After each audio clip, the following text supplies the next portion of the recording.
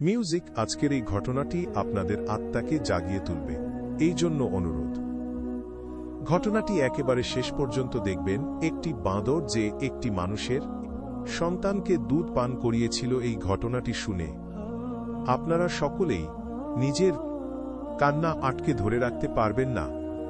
যখন একটি বাঁদর একটি মানুষের বাচ্চাকে নিজের দুধ পান করাচ্ছিল, তখন তার সাথে কি হয়েছিল? এই ঘটনাটি শ্যাম শহরে ঘটেছিল, যেখানে একজন ব্যবসায়ী তার স্ত্রীর সাথে বসবাস করত। সে ব্যবসায়ীটি অনেক ধনী ছিল, কেননা সে স্বর্ণের ব্যবসা করত, যার কারণে তাকে স্বর্ণের ব্যবসায়ীও বলা হতো। ব্যবসায়ীর স্ত্রী মা হতে চলেছিল ব্যবসায়ীর কাছে আল্লাহর দেওয়া সবকিছু ছিল, কেননা তার ব্যবসা ছিল স্বর্ণের এবং সে অনেক ভাগ্যবতী ছিল। একদিন এমন হলো যে সেই ব্যবসায়ী ব্যবসার কারণে শাম শহর থেকে বাইরে যাচ্ছিল, তবে রাস্তার মধ্যে সে একটি গাছ দেখতে পেল। তবে সেই গাছটি দেখে সেই ব্যবসায়ী অনেক অবাক হলো। সে ভাবতে লাগলো, এই মরুভূমির মধ্যে এই গাছটি এলো কই থেকে? ব্যবসায়ী তার ঘোড়া থেকে নিচে নামল এবং সেই গাছের নিচে গিয়ে বসে পড়ল। তার সাথে তার দুজন সঙ্গীও ছিল। ব্যবসায়ীটি যখন সেই গাছটির পিছনে তাকালো, তখন সেখানে একটি কুঁড়ে ঘর দেখতে পেল, যেখান থেকে একটি লোক বের হলো। লোকটি বের হয়ে ব্যবসায়ীকে বলতে লাগলো, আপনারা কে? তখন ব্যবসায়ী উত্তর দিয়ে বলতে লাগলো, আমরা মুসাফির, অনেক দূর থেকে এসেছি। এখানে একটি গাছ দেখতে পেলাম, বিধায় এখানে বিশ্রাম করার জন্য বসে পড়লাম। সে ব্যক্তিটি ব্যবসায়ীর দিকে আজব নজরে তাকাচ্ছিল। সেই ব্যক্তিটি বলতে লাগলো, আমি মানুষের হাত দেখে বলতে পারি তার ভবিষ্যতে কি হবে। এই কথা শুনে সে ব্যবসায়ী অনেক বেশি অবাক হল এবং সে ভাবতে লাগলো, আমি এই ব্যক্তিটিকে নিজের হাত দেখিয়ে জানার চেষ্টা করি যে আমার স্ত্রী তো গর্ভবতী রয়েছে, তার ছেলে সন্তান হবে নাকি মেয়ে সন্তান হবে। আপনি হিন্দু হইন কিংবা মুসলিম, ভিডিওটি না টেনে একেবারে শেষ পর্যন্ত দেখুন। বন্ধুরা, ভিডিওটি শুরু করার আগে একটু দোয়া করে নেই। হে আল্লাহ, আমাদেরকে গুনাহ থেকে রক্ষা করুন এবং জান্নাত দান করুন। সকলে কমেন্টে লিখুন আমিন এবং এই ভিডিওটিতে একটি লাইক দিন এবং যারা যারা সাবস্ক্রাইব করেননি এখনই চ্যানেলটি সাবস্ক্রাইব করে দিন। এই ভিডিওটির লাইক টার্গেট 10,000, তাই এই ভিডিওটিতে একটি লাইক দিয়ে দিন। তো চলুন শুরু করি। ব্যবসায়ীটি সেই ব্যক্তিটির কাছ থেকে নিজের ভবিষ্যৎ জানতে চাচ্ছিল। তখন সেই ব্যক্তিটি তার হাত দেখে বলতে লাগলো, ছেলে অথবা মেয়ে দেওয়া তো আল্লাহর হাতে, তবে আমি তোমাকে এতটুকু বলতে পারি যে যদি তোমার বাড়িতে মেয়ে সন্তান জন্ম হয়, তাহলে সে তোমার বদনামের কারণ হয়ে দাঁড়াবে সমাজের মধ্যে। তোমার ইজ্জত নষ্ট হয়ে যাবে, তোমার ধন সম্পদ শেষ হয়ে যাবে, তুমি ধ্বংস হয়ে যাবে। এই কথাটি শোনার পর ব্যবসায়ী অনেক চমকে গেল এবং ভাবতে লাগলো, এমন সন্তান কি দরকার যার কারণে আমার ভবিষ্যৎ নষ্ট হয়ে যাবে। আমার মনে হয় এই ব্যক্তিটি অনেক নেক একজন ব্যক্তি, কেননা এই মরুভূমির মধ্যে এই গাছ এলো কই থেকে? নিশ্চয়ই তিনি এই গাছটিকে এখানে নিয়ে এসেছেন এবং তিনি যা বলতেছেন তা সত্য বলতেছেন। ব্যবসায়ী অনেক চিন্তিত হয়ে পড়লেন এবং তিনি তার ব্যবসার কারণে যে শহরে যেতে চাচ্ছিলেন, সে শহরে না গিয়ে তিনি বাড়ি ফিরে চলে এলেন। ফেরত এসে সে তার স্ত্রীকে বলতে লাগলো, ভুলক্রমেও তুমি মেয়ে সন্তান জন্ম দিও না, আমার শুধু ছেলে সন্তানই চাই। যদি তুমি মেয়ে সন্তান জন্ম দাও, তাহলে আমি তোমাকে এবং তোমার মেয়ে দুজনকেই মাটিতে জিন্দা দাফন করব। ব্যবসায়ের স্ত্রী চিন্তিত হয়ে পড়ল এবং কান্না করতে লাগল এবং ভাবতে লাগল, আমার স্বামী অনেক জেদি একজন ব্যক্তি এবং তিনি যা বলেন তা করে থাকেন। তখন ব্যবসায়ীর স্ত্রীর কাছে শুধু একটি উপায় ছিল, আর তা হল আল্লাহর কাছে দোয়া করা। এরপর সে দুই হাত তুলে আল্লাহর সামনে কান্না করে দোয়া করতে লাগল, ইয়া আল্লাহ পাক রব্বুল আলামিন, তুমি আমাকে কখনোই মেয়ে সন্তান দিও না, কেননা মেয়ে সন্তান হলে আমার স্বামী তাকে মেরে ফেলবে এবং আমার বাড়িতে কিয়ামত নাজিল হয়ে যাবে। এরপর এভাবেই কাটতে লাগল এবং 9 মাস পার গেল এবং ব্যবসায়ীর স্ত্রী একটি মেয়ে সন্তান জন্ম দিল এবং সেটাই হল যা নিয়ে ব্যবসায়ীর স্ত্রী ভয় করতেছিল। এবং এই বিষয়টি সম্পর্কে যখন ব্যবসায়ী জানতে পারল, তখন সে অনেক রাগান্বিত হয়ে গেল এবং সে রাগান্বিত হয়ে স্ত্রীকে বলতে লাগল, উত্তম হবে তুমি নিজের নোহাতে তাকে মেরে ফেলো, তা না হলে আমি তার সাথে এমন কিছু করব যা দেখে মাটি কেঁপে উঠবে। সে মহিলাটি তো একটি মা ছিল। সে কান্না করতে লাগল এবং তার স্বামীর সামনে হাত জোড় করতে লাগল। তবে তার স্বামী একটুও নরম হল না। সে তার স্ত্রীর কোল থেকে অনেক কঠোরভাবে তার সন্তানকে কেড়ে নিল।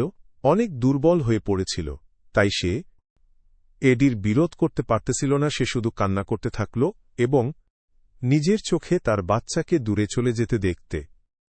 সেই বাচ্চাটি তো এখন পর্যন্ত তার মায়ের দুধও পান করেনি।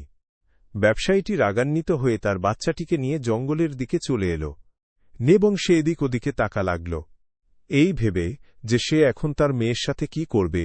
সে কখনো ভাবতেও পারেনি যে সে তার মেয়েকে জঙ্গলের জন্তুদের সামনে রেখে চলে আসবে, যাতে করে তারা তাকে খেয়ে ফেলে। আবার কখনো সে ভাবতে লাগল সে নিজে তার গলা টিপে তাকে মেরে ফেলবে। এরপর সে মাটির মধ্যে তার বাচ্চাকে রাখল এবং একটি গর্ত খুঁড়তে শুরু করল, কেননা এবার সে তার বাচ্চাকে মাটির মধ্যে দাফন করে দিতে চাচ্ছিল। সেই জালিম বাবা তার মেয়েকে সে জমিনের মধ্যে দাফন করে দিল ব্যবসায়ী। এরপর হাসতে হাসতে সেখান থেকে চলে গেল এবং ভাবতে লাগল এবার তার বিপদ কেটে গিয়েছে। সেই অভাগা বাবা তার মেয়েকে রহমত নয় বরং মুসিবত মনে করেছিল। তবে মেয়েরা তো রহমত স্বরূপ। এরপর সেই ব্যবসায়ী সেখান থেকে চলে গেল। তবে এই সকল কিছু গাছের মধ্যে বসে একটি বাদর দেখতেছিল, যার কোলেতে তার নিজের বাচ্চা ছিল এবং সেটি তার নিজের বাচ্চা ছিল এবং সেটি তার দুধ পান করতেছিল। সেই বাদরটি মনে করতেছিল সেই ব্যক্তিটি সেখানে কোনো একটি জিনিস স্থাপন করে চলে গেছে। সেই বাদরটি দ্রুত গাছ থেকে নিচে নামল এবং সেই স্থানটি খনন করতে লাগল যেখানে সেই ব্যবসায়ী তার মেয়েকে দাফন করে দিয়েছে। বাদরটি যখন সেই গর্তটি খনন করল, তখন সেখানে সে একটি বাচ্চাকে দেখতে পেল যে কান্না করতেছিল। বাদরটি অনেক আদর করে সেই বাচ্চাটিকে বের করল এবং অনেক মনোযোগ দিয়ে তার দিকে তাকাচ্ছিল। বাদরটি বাচ্চাটিকে চুপ করানোর চেষ্টা করতে লাগল। সে কখনো বাচ্চাটিকে নিয়ে গাছের মধ্যে উঠে পড়ত, কখনো সেই জঙ্গলের মধ্যে এদিকে ওদিকে বাচ্চাটিকে নিয়ে ঘুরতে লাগল। তবে সেই বাচ্চাটি কোনো মতেই চুপ হচ্ছিল না, কেননা বাচ্চাটির অনেক খিদা লেগেছিল। তবে যখন বাদরটি সেই বাচ্চাটিকে তার বুকে জড়িয়ে ধরল, তখন সে বাচ্চাটি কান্না করা বন্ধ করে দিল। বাদরটি বুঝতে পারল যে সেই বাচ্চাটির অনেক খিদা লেগেছে, কেননা সে বাদরটির নিজেও একজন মা ছিল। কিছুক্ষণ পর যখন বাদরটি বাচ্চাটিকে দুধ পান করাল, তখন সে ঘুমিয়ে পড়ল এবং এরপর থেকে সেই বাচ্চাটি সেই বাদরের সাথে জঙ্গলের মধ্যে বসবাস করতে লাগল। বাদরটি বাচ্চাটিকে দুধ পান করাত এবং তাকে আদর করত এবং বাদরটি নিজের বাচ্চাকে এবং সেই মানুষের বাচ্চাটিকে নিজের বুকে জড়িয়ে ধরে তাদেরকে ঘুমিয়ে রাখত। এবং অন্যদিকে সেই জালিম বাবা অনেক খুশি হচ্ছিল এই ভেবে যে তার মেয়েকে মেরে ফেলেছে এবং আমার আর কোনো ক্ষতি হবে না। এবং সেই ব্যবসায়ীর স্ত্রী অনেক কান্না করতেছিল, কেননা সে একজন মা ছিল। ব্যবসায়ীর স্ত্রী ভাবতে লাগল, এখন শুধু আল্লাহ পাক রব্বুল আলামিন আমার মেয়ের হেফাজত করতে পারবেন। সেই মা আল্লাহর কাছে দোয়া করতে লাগল, ইয়া আল্লাহ, তুমি যেভাবে হযরত মূসা আলাইহি ওয়াসাল্লামকে ফেরআউনের হাত থেকে রক্ষা করেছিলে, যেভাবে ইউসুফ আলাইহিস সালামকে কুয়া থেকে রক্ষা করেছিলে, ঠিক সেইভাবে আমি আমার মেয়েকে তোমার আমানত রেখেছি। তুমি আমার বাচ্চার হেফাজত করিও। এরকম করে কিছু সময় অতিবাহিত হল এবং সেই বাচ্চাটি সেই বাদরটিকে নিজের মা মনে করত এবং তার সাথে খেলাধুলা করত। এবার সেই বাদরটি দুধের সাথে সাথে জঙ্গল থেকে নানান ধরনের ফলমূল এনে বাচ্চাটিকে খাওয়াত। বাদরটি যেমনভাবে তার সন্তানকে খাওয়াত, ঠিক তেমনভাবে মানুষের বাচ্চাটিকেও খাওয়াত। একদিন আল্লাহ পাকের হুকুমে একজন আল্লাহওয়ালা ব্যক্তি সেই জঙ্গলের মধ্যে আসলেন, যিনি হিকমত করতেন এবং তিনি একজন হাকিম ছিলেন। তিনি তার কাজের কারণে জঙ্গলের মধ্যে আসতেন। তিনি ঔষধি গাছ খোঁজার জন্য জঙ্গলের মধ্যে এসেছিলেন। যখন উনার নজর একটি বাঁদরের উপর পড়ল, যা সামনে বসে একটি মানুষের বাচ্চাকে দুধ পান করাচ্ছিল। তা দেখা আল্লাহওয়ালা অবাক হয়ে গেলেন। তিনি ভাবতে লাগলেন, এই বাঁদরের কাছে এই মানুষের বাচ্চা এলো কি করে? বাঁদরের কাছে এই মানুষের বাচ্চা এলো কি করে? তিনি ভাবতে লাগলেন, হয়তোবা এই বাঁদরটি কোন মায়ের কাছ থেকে এই বাচ্চাটিকে কেড়ে নিয়ে চলে এসেছে, অথবা বাড়ির দরজা খোলা থাকার কারণে সে বাঁদরটি হয়তোবা বাচ্চাটিকে তুলে নিয়ে এসেছে। তবে আল্লাহওয়ালা তখন অবাক হয়ে গেলেন যখন তিনি দেখলেন সেই বাচ্চাটি সেই বাঁদরটির সাথে অনেক হাসি খুশি রয়েছে। যখন সে আল্লাহওয়ালা ব্যক্তিটি একটু সামনে এগিয়ে গেলেন, তখন সেই বাঁদরটি উনাকে চিনতে পারল। কেননা জঙ্গলের সকল পশুপ্রাণী সেই আল্লাহওয়ালা ব্যক্তিটিকে চিনতেন। আল্লাহওয়ালা সামনে এগিয়ে গেলেন এবং সেই বাঁদরটির কোল থেকে সেই বাচ্চাটিকে নিজের কোলে তুলে নিলেন এবং দেখলেন সেই বাচ্চাটি অনেক সুন্দর একটি বাচ্চা। তবে বাচ্চার শরীরের মধ্যে যে কাপড় ছিল তা ছেড়ে ফেটে গিয়েছিল বিধায় তিনি তার পাগড়ি খুলে সেই বাচ্চাটিকে সেই পাগড়ির মধ্যে নিলেন এবং তিনি সেই বাচ্চাটিকে বলতে লাগলেন, এটি মানুষের বাচ্চা এবং তাকে মানুষের কাছে থাকা উচিত। তুমি এই বাচ্চাটিকে অনেক দিন ধরে লালন পালন করেছ, তবে আমি এখন তাকে নিয়ে যাচ্ছি এবং তার বাবা মাকে খোঁজার চেষ্টা করব না জানি তারা কত বেশি চিন্তিত হয়ে রয়েছে। এরপর সেই আল্লাহওয়ালা ব্যক্তিটি সেই বাচ্চাটিকে নিয়ে তার বাড়ি ফেরত চলে গেলেন। তবে তিনি অনুভব করলেন ওনার পিছন কেউ আসতেছে। তিনি যখন পেছনে ফিরে তাকালেন, তখন তিনি দেখতে পেলেন সেই বাঁদরটি কান্না করতে করতে তার বাচ্চাটিকে কোলে নিয়ে ওই বাচ্চাটির পেছনে আসতেছে। আল্লাহওয়ালা সেই বাঁদরটিকে দেখে মুচকি হাসলেন এবং বুঝতে পারলেন সে বাঁদরটি এই বাচ্চাটিকে অনেক বেশি ভালোবাসে। সেই ব্যক্তিটি একজন আল্লাহওয়ালা ব্যক্তি ছিল এবং একজন আল্লাহওয়ালা ব্যক্তি কখনো কারো মনে কষ্ট দেন না। তাই তিনি সেই বাঁদরটিকেও নিজের সাথে আসার অনুমতি দিয়ে দিলেন এবং আল্লাহওয়ালা তার বাড়ি ফেরত আসলেন। তিনি একটি ছোট কুঁড়ে ঘরে বসবাস করতেন, যেখানে অনেক ওষুধের গাছ ছিল এবং তা দিয়ে তিনি মানুষদের চিকিৎসা করতেন। আল্লাহ পাক রব্বুল আলামিন উনার হাতের মধ্যে অনেক সিফাত দান করেছিলেন। আল্লাহওয়ালা দেখলেন সেই বাচ্চাটির শরীরের মধ্যে কিছু ক্ষতস্থান রয়েছে, তাই তিনি সেগুলোর চিকিৎসা করলেন এবং তিনি যখন দেখলেন সেই বাচ্চাটি অনেক সুন্দর, তখন তিনি বলতে লাগলেন, এই বাচ্চাটি তো তারার মতো উজ্জ্বল, তাই আজকে থেকে এই বাচ্চাটির নাম হবে তারা এবং আল্লাহওয়ালা। সেই বাচ্চাটিকে দুধ পাঠ করালেন এবং একটি জায়গায় একটি দোলনা টাঙ্গিয়ে দিলেন এবং সেখানে তাকে ঘুমিয়ে রাখলেন।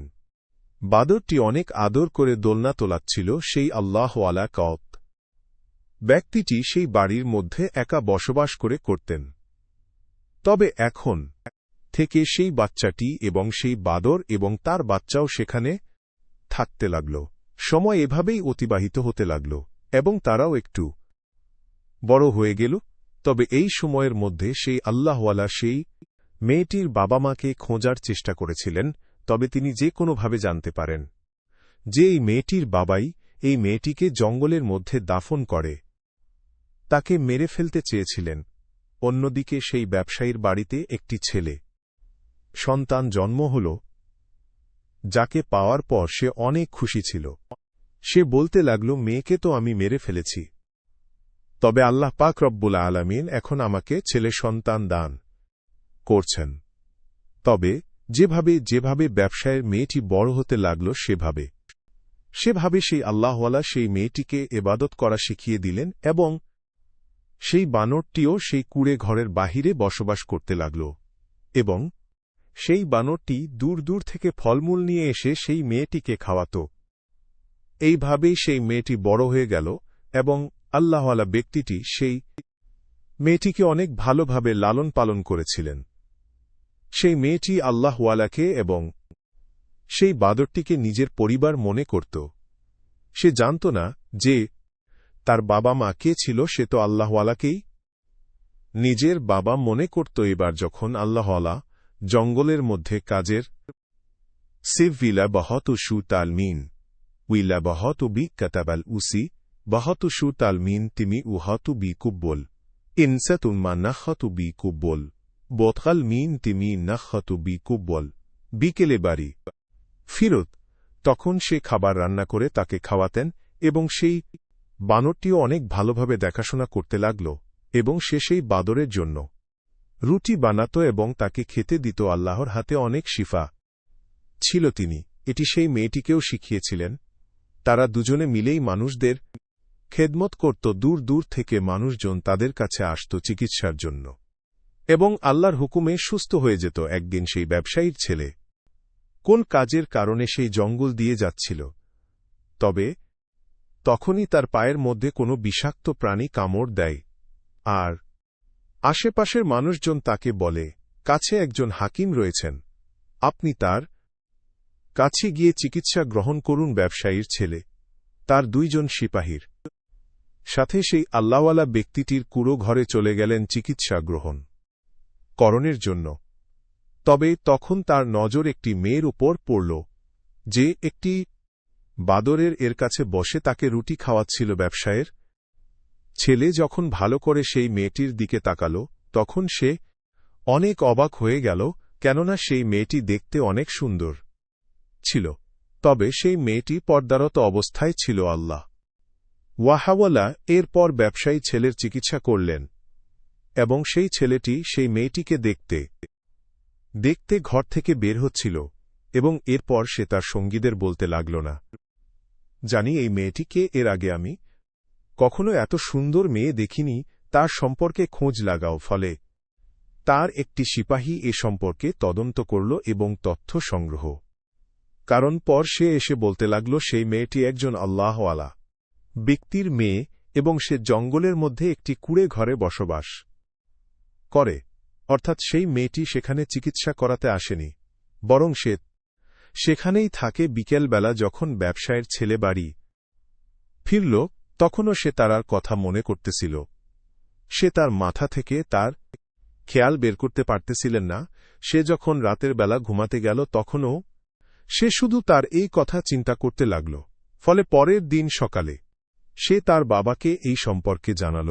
ব্যবসায়ী তার ছেলেকে অনেক বেশি ভালোবাসত, তাই সে বলতে লাগল, সেই মেয়েকে তোমার জন্য নিয়ে আসা আমার কাছে কোনো বড় ব্যাপার না। ব্যবসায়ী এরপর তার একটি চাকরকে বলল, যাও সেই আল্লাহওয়ালার কাছে আমার ছেলের বিয়ের প্রস্তাব নিয়ে এবং গিয়ে বলো তার ভাগ্য এখন পরিবর্তন হতে চলেছে, কেননা তার মেয়ে এখন সেই কুঁড়ে ঘর থেকে আমার মহলে বশভাবেও করতে চলছে। যখন সেই ব্যক্তিটি আল্লাহওয়ালার কাছে ব্যবসায়ীর ছেলের প্রস্তাব নিয়ে গেল, তখন এই কথা শুনে সেই আল্লাহওয়ালা ব্যক্তিটি অনেক রেগে গেলেন, কেননা তিনি ভালো করে জানতেন যে এই মেয়েটির বাবা সেই ব্যবসায়ী এবং ব্যবসায়ীর ছেলে এই মেয়েটির ভাই। আল্লাহওয়ালা ব্যক্তিটি দোয়া করতে লাগলেন, হে আল্লাহ, এ তোমার কেমন লীলা খেলা, কেননা সেই ব্যবসায়ী ব্যক্তিটি তো জানে না যে এই মেয়েটি তার নিজের সন্তান এবং সম্পর্কে এই মেয়েটি তার সন্তানের বোন হবে এবং আপন ভাই বোনের বিয়ে কখনোই হতে পারে না। এটি অনেক বড় একটি গজব। এরপর আল্লাহওয়ালা ব্যক্তিটি কিছু চিন্তা করলেন এবং বলতে লাগলেন, দেখুন জনাব, কোথায় আপনার মালিক এবং কোথায় আমরা? আপনার মালিক অনেক ধনীবান একজন ব্যক্তি এবং আমরা অনেক গরিব, তাদের সাথে আমাদের সম্পর্ক কখনোই হতে পারে না। সেই সিপাহী বলতে লাগল, হে বুজুর্গ, আপনার তো খুশি হওয়া উচিত যে আপনার মেয়ের জন্য এত বড় একটি প্রস্তাব এসেছে। তবে আপনি খুশি না হয়ে আপনার চেহারায় পেরেশানি ভাব কেন? তবে আল্লাহওয়ালা কোনোমতে রাজি হলেন না এবং সেই সিপাহী ফেরত চলে গেল এবং সে সকল কিছু ব্যবসায়ীর ছেলেকে বলে দিল। এই কথা শুনে ব্যবসায়ীর ছেলে অনেক রাগান্বিত হয়ে গেল এবং আরও কিছু মানুষকে পাঠালো এবং বলল যে কোনো মতে এসে আল্লাহওয়ালাকে রাজি করো, আমি তার মেয়েকে ছাড়া জীবিত রাখতে পারব না। যদি সে মরতে না চায় তাহলে তাকে রাজি হতে বলো। এরপর ব্যবসায়ী ব্যক্তিদের মানুষজন রাগান্বিত হয়ে কুঁড়ে ঘরে প্রবেশ করল এবং যখন তারা আল্লাহওয়ালা ব্যক্তির গায়ে হাত তুলতে লাগল, তখন সেই বাদরটি এসে তাদের উপর হামলা করে দিল, যাতে করে কেউই আল্লাহওয়ালার কোনো ক্ষতি করতে পারল না। সেই সিপাহীগুলো সকল কিছু গিয়ে সেই ব্যবসায়ী এবং তার ছেলেকে বলে দিল, যাতে করে তারা আরও বেশি রাগান্বিত হয়ে গেল। ব্যবসায়ী এরপর তাদেরকে বলতে লাগল, সেই বাদরকে মেরে ফেলো এবং সে আল্লাহওয়ালাকে টেনে হিঁচড়ে আমার কাছে নিয়ে আসো। এরপর সেই ব্যক্তিগুলো সেই বাদরটিকে অনেক মারল এবং তার অবস্থা খারাপ করে দিল, এবং তারা সেই আল্লাহওয়ালাকে উঠিয়ে নিয়ে এল। সিপাহীরা আল্লাহওয়ালাকে জেলের মধ্যে বন্দী করে রাখে এবং তাকে ক্ষুধার্ত অবস্থায় রাখে, যাতে করতে পারে, যাতে করে সে বিয়ের জন্য রাজি হয়ে যায়, যার ফলে আল্লাহওয়ালা অনেক রেগে গেলেন এবং বলতে লাগলেন, হে অভাগা ব্যক্তি, এখন তুমি সেই মুহূর্তটির কথা খেয়াল করো যখন তুমি তোমার ইজ্জত এবং ধন সম্পদ বাঁচানোর জন্য তোমার নিজের সন্তানকে তার মায়ের কোল থেকে কেড়ে নিয়ে জঙ্গলের মধ্যে নিয়ে মাঠের মধ্যে দাফন করে দিয়েছিলেন। তবে তুমি এটা জানো না যে আল্লাহ পাক যাকে জীবন দান করেন তাকে কেউ মারতে পারে না। তুমি জানো না যে আল্লাহ পাক যাকে জীবন দান করেন তাকে কেউ মারতে পারে না। তুমি জানো না যে বেজুমান পশুর ওপর তোমার সিপাহীরা এত অত্যাচার করেছে। সেই বাদর তোমার মেয়েকে বাঁচিয়েছিল, সে তোমার মেয়েকে লালন পালন করেছে এবং একটি মায়ের মতো ভালোবাসা দিয়েছে, এমনকি সেই বাদরটি নিজের দ্রুত তাকে পান করিয়েছিল। আর আজকে তুমি নিজের ছেলের সাথেই নিজের মেয়ের বিয়ে দিতে চলেছ।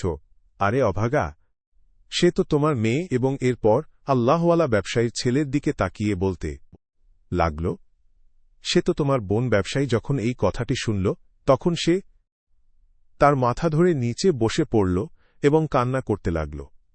সে বলতে লাগল, ইয়া আল্লাহ, আমি এত বড় গুনাহের কাজ করতে চলেছিলাম, তবে তুমি আমাকে বাঁচিয়েছ, তোমার লাখ লাখ শুকরিয়া। তবে তার মেয়ের কথা শুনে তার অনেক আফসোস হল, কেননা সে তার মেয়েকে জীবিত অবস্থায় দেখতে চাচ্ছিল না। তাই ব্যবসায়ী তার সিপাহীকে বলল, অমুক জঙ্গলের মধ্যে একটি মেয়ে বসবাস করে, তুমি তাকে গিয়ে মেরে ফেলো এবং প্রমাণস্বরূপ তার দুটি চোখ বের করে আমার সামনে নিয়ে এসো। ব্যবসায়ীর কথা মতো সেই সিপাহী জঙ্গলের মধ্যে চলে গেল সেই মেয়েটিকে মারার জন্য, এবং যখন শেষ পার্টি সেই মেয়েটিকে মারার জন্য তলোয়ার তুলল, তখন তার মনের মধ্যে রহম চলে আসলো। সে ভাবতে লাগল, এই মেয়েটির বাবার কথা শুনে আমি এত বড় পাপ কাজ করতে পারি না। আমি যদি এই বেগুনা ব্যক্তিটিকে হত্যা করে, তাহলে আল্লাহ পাক রব্বুল বলে আলামিন আমাকে কখনোই ক্ষমা করবেন না। তবে আমি যদি তাকে হত্যা না করি, তাহলে আমি ব্যবসায়ীকে গিয়ে কি জবাব দিব? এরপর সিপাহী তার তলোয়ার নিচু করে নিল এবং সেই মেয়েটিকে মারল না।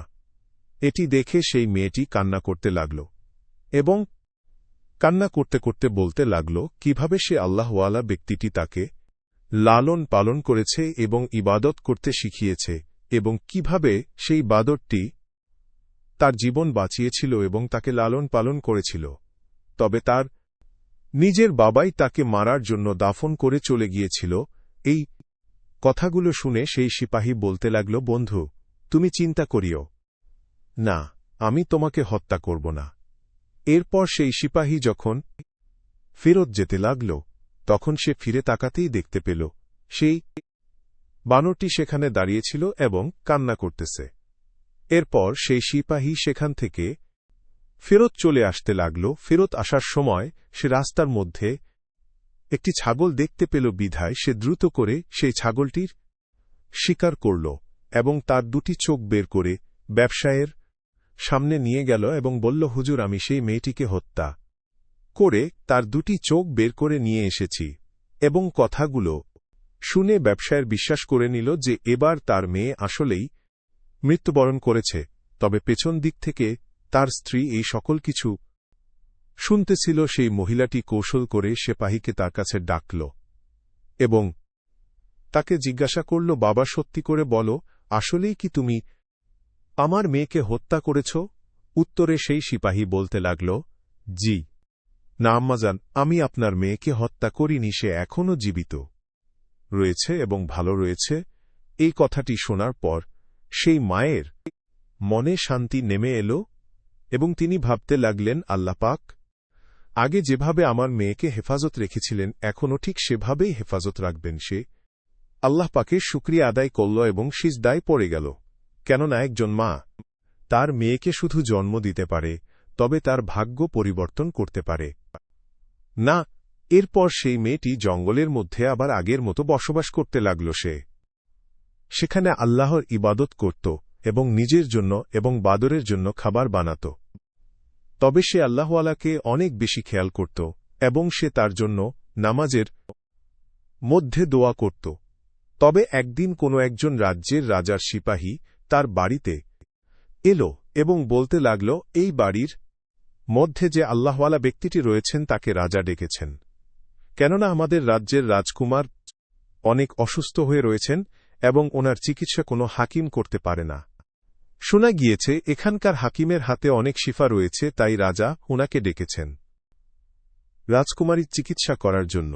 মেয়েটি যখন এই কথাগুলো শুনল তখন তার অনেক আফসোস হল এবং সে বলতে লাগল, তিনি তো এখানে নেই এবং ওনার আসতে অনেক দেরি হয়ে যাবে, তবে ওনার পরিবর্তে আমি আপনার সঙ্গে যেতে পারি যদি আপনার রাজার অনুমতি থাকে।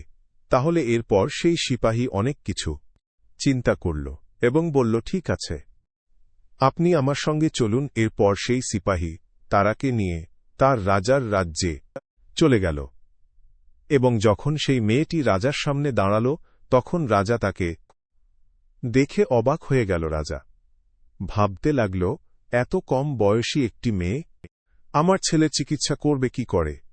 তবে তারা তাদেরকে বিশ্বাস করল যে আমার বাবা আল্লাহওয়ালা ব্যক্তিটি যা যা পারেন তা তিনি আমাকেও শিখিয়েছিলেন এবং আমিও অনেক ভালো ভালো মানের ওষুধ বানাতে পারি এবং মানুষের চিকিৎসা করতে পারি। তার এই কথাগুলো শুনে রাজা রাজি হয়ে গেলেন এবং বলতে লাগলেন, ঠিক আছে, তুমি চিকিৎসা করা শুরু করতে পারো। এরপর তারাকে রাজকুমারের রুমে নিয়ে যাওয়া হল। রাজকুমারের রুমে যাওয়ার পর তারা রাজকুমারের হাত ধরে চেক করতে লাগল, যাতে করে সে বুঝতে পারল যে রাজকুমারের যে রোগ হয়েছে তা অনেক গুরুতর, কেননা তারা তার বাবা আল্লাহওয়ালা ব্যক্তিদের সাথে অনেক কিছুই শিখেছিল এবং অনেক দক্ষ হয়েছিল। রোগ জানার পরে তারা রাজার কাছে চলে গেলেন এবং ওনাকে বলতে লাগলেন, আমি রাজকুমারের সম্পর্কে আপনার সাথে একান্তে কিছু কথা বলতে চাই। রাজা এরপর রাজকুমারের রুম থেকে সকলকে বের করে দিলেন। এরপর তারা রাজাকে বলতে লাগল, রাজকুমারের খাবারের মধ্যে এক ধরনের বিষয় মেচানো হচ্ছে, যার কারণে দিন দিন ওনার শরীর খারাপ হচ্ছে এবং সেই বিষ ধীরে ধীরে ওনার শরীরকে নষ্ট করে দিচ্ছে। এই কথা শুনে রাজা অনেক অবাক হয়ে গেলেন, তবে তিনি তার কথা বিশ্বাস করলেন না, কেননা এর আগে কোনো হাকিম এই রোগটি ধরতে পারেননি। এরপর রাজা দ্রুত করে তদন্ত করা শুরু করলেন এবং তদন্ত করেই তিনি জানতে পারলেন তারই প্রাসাদের একজন বাবুর্চি ওনার শত্রুর কথা শুনে রাজকুমারের খাবারে বিষ মিশিয়ে দিত এবং এরপর রাজা সেই বাবুর্চিকে মৃত্যুদণ্ড দিলেন। রাজা এরপর তারাকে অনুরোধ করে বলতে লাগলেন, আপনি যে কোনো কিছু করে আমার ছেলেকে সুস্থ করে তুলুন। তারা এরপর রাজাকে বলে তার সিপাহীর দ্বারা জঙ্গল থেকে কিছু বিশেষ ওষুধের গাছ নিয়ে আসতে বলল। সেই ওষুধি গাছ নিয়ে আসার পর তারা সেগুলো নিয়ে একটি বিশেষ ধরনের ওষুধ তৈরি করল এবং সেই ওষুধ যখন রাজকুমারকে সেবন করানো হল তখন রাজকুমার সুস্থ হয়ে গেল। রাজা যখন তার ছেলেকে সুস্থ অবস্থায় দেখতে পেল তখন সে অনেক খুশি হয়ে গেল এবং এরপর রাজা তারার অনেক প্রশংসা করল এবং বলল, আপনি কি চান বলুন, মহল স্বর্ণরূপা আমি সকল কিছুই দিতে রাজি আছি। তবে তারা চুপ করে রইল। রাজকুমারও যখন জানতে পারল তার জীবন একটি মেয়ে বাঁচিয়েছে তখন সে সেই মেয়েটির সাথে সাক্ষাৎ করার ইচ্ছা পোষণ করল। রাজকুমার যখন প্রথমবার তারাকে দেখল তখন বাখানায় সে তার দিকে দেখেই থাকল, কেননা সে অত্যাধিক সুন্দর ছিল। প্রথমবার দেখেই রাজকুমার তারার প্রেমে পড়ে গিয়েছিল এবং রাজকুমার এই সম্পর্কে তার বাবা রাজাকেও বলল এবং রাজারও এতে কোনো আপত্তি ছিল না, কেননা রাজা ভালো করেই জানত যে এই মেয়েটি অনেক নেক এবং ইমানদার রাজা। এরপর তারাকে তার কাছে ডাকল, তারার মাথায় হাত রেখে বলতে লাগল, মা, আমি তোমাকে আমার ছেলের জন্য পছন্দ করেছি। যদি তোমার কোনো আপত্তি না থাকে তাহলে আমি তোমাকে আমার ছেলের সাথে বিয়ে দিতে চাই। তুমি আমাকে বলো তোমার বাবা কতক্ষণে এখানে আসতে পারবেন, যাতে করে আমি ওনার কাছ থেকে তোমার হাত চাইতে পারি। এই কথা শোনার পর তারার চোখ দিয়ে পানি পড়তে লাগল এবং সে বলতে লাগল, এটা তো আমিও জানি না যে আমার বাবা কবে ফেরত আসবেন। এরপর তারা তার জীবনের সকল কথা রাজাকে বলে দেয়, যার ফলে রাজা তার জীবনের কাহিনী শুনে অনেক দুঃখী হলেন এবং বলতে লাগলেন, মা, তুমি চিন্তা করিও না, এখন থেকে তোমার যেটা সমস্যা সেটা আমাদেরও সমস্যা। আর এরপর তারাও এই বিয়েতে না করতে পারত না, কেননা রাজকুমার অনেক সুন্দর একজন ব্যক্তি ছিলেন। এরপর রাজা অনেক বড় সড় করে তাদের বিয়ে দিয়ে দেয় এবং এরপর তারা সেই প্রাসাদের রানী হয়ে যায়। বিয়ের পর তারা সেই বাদরটিকেও তার কাছে নিয়ে আসে এবং এতে রাজকুমার এবং রাজারও কোনো আপত্তি ছিল না, কেননা তারা খুব ভালো করেই জানত যে এই বাদরটি তারাকে মায়ের মতো পালন করেছে। রাজকুমার এত সুন্দর স্ত্রী পেয়ে অনেক খুশি ছিল এবং তারাও এই বিয়েতে অনেক খুশি ছিল। এইভাবে তাদের 1 বছর পার হয়ে গেল এবং আল্লাহ পাক রব্বুল আলামিন রাজকুমার এবং তারাকে একটি ছেলে সন্তান দান করলেন। একদিন সেই নেক মেয়েটি জায়নামাজে বসে কান্না করতেছিল এবং সে কান্না করতে করতে আল্লাহর কাছে দোয়া করতেছিল।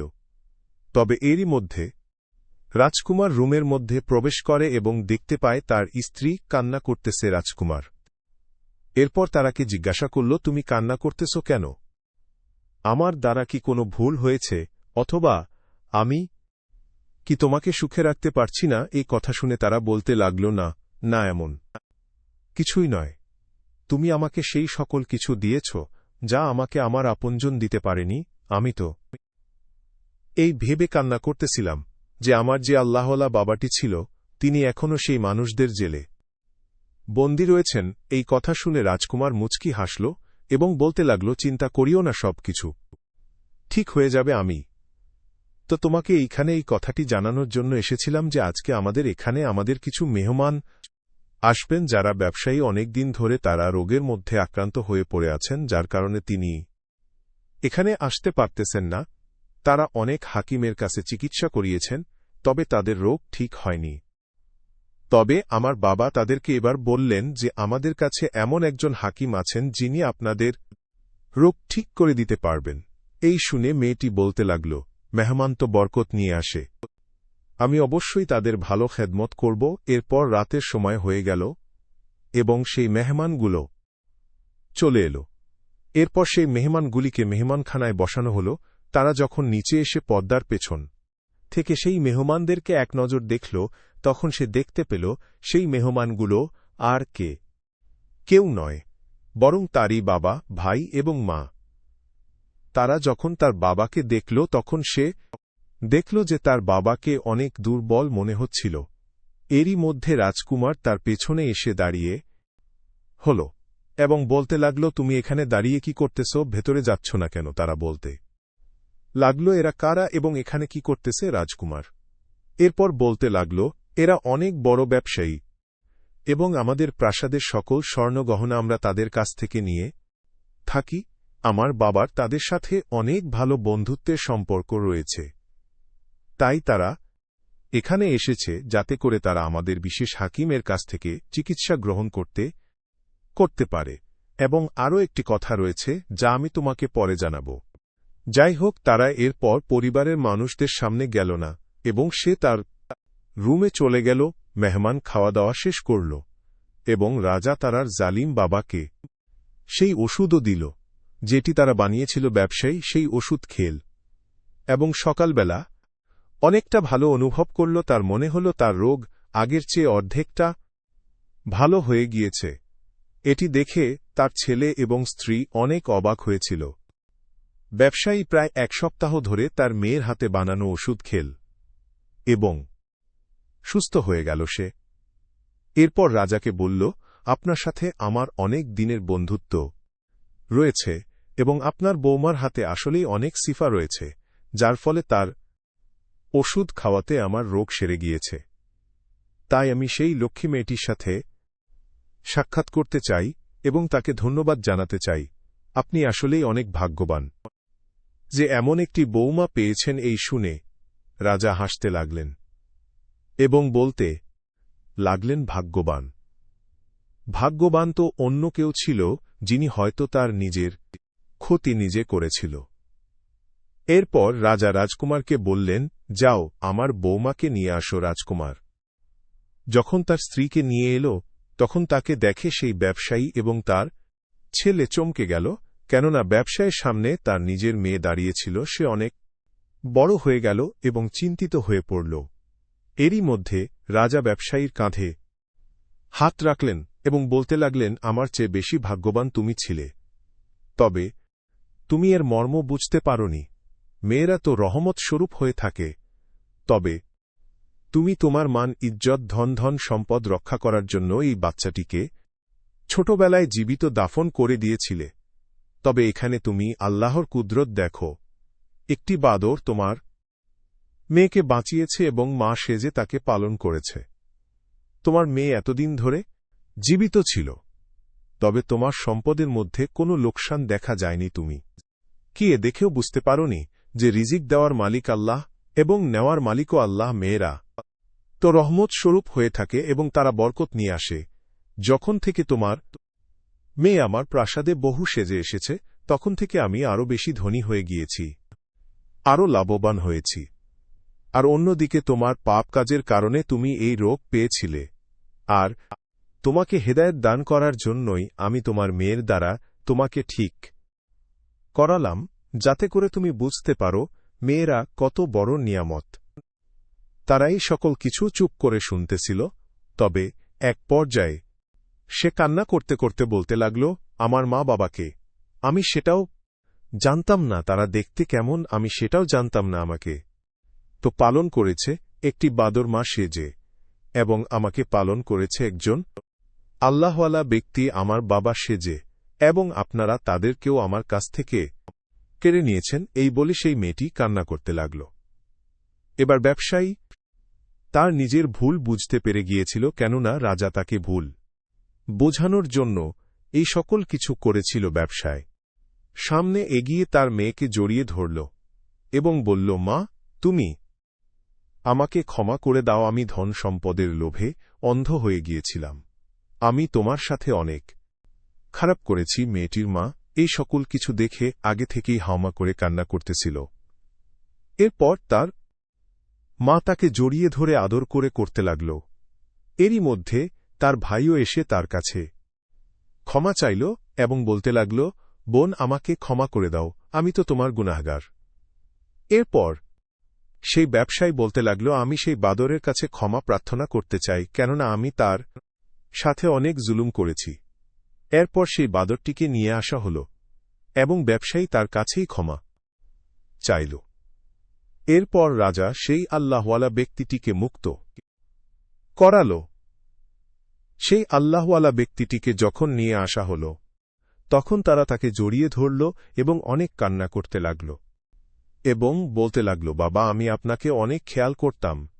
এবং সে আল্লাহওয়ালা ব্যক্তিও তার মেয়েকে অনেক আদর করতে লাগল। এরপর সেই ব্যবসায়ী রাজাকে বলতে লাগল, আমি